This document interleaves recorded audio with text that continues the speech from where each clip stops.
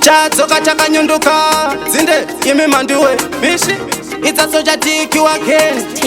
Leopard style Ayopungazi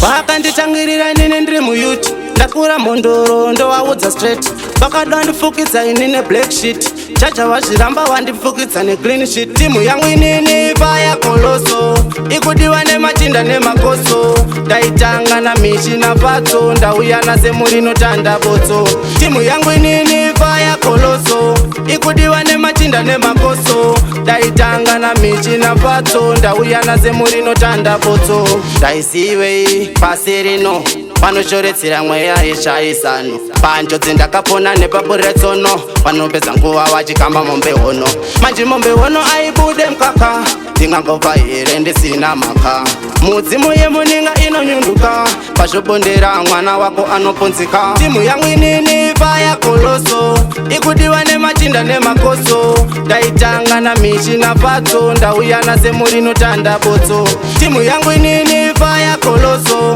Ikudiwa nemachinda nemakoso Ndaitanga na mishi na patso Ndauya nase murino tanda botso Komana muhombe waida aite rombe Svika pakurora achifudziswa mombe Tsara takunda rango kuti zvitsafambe Ndakoka mukokani ari chasi dambe Anopura apa anenge ari murume Mwana ane zita midzimu ndiisume Ndakazodzwa nemapfupa simba rangu ari gume Kuhondo ndotsoka mbada nditume Timu yangu inini paya koloso Ikudiwa nemachinda nemakoso Ndaitanga na mishi na patso Ndauya nase murino tanda botso Timu yangu inini paya koloso Ikudiwa nemachinda nemakoso Ndaitanga na mishi na patso Ndauya nase murino tanda botso Ndaisiwe pasi rino Panoshoretsera mweya yeshaisano Panjodzi ndakapona nepaburetsono Panopedza nguva wachikamba mombe hono Manje mombe hono aibude mkaka Ndingangova here ndisina maka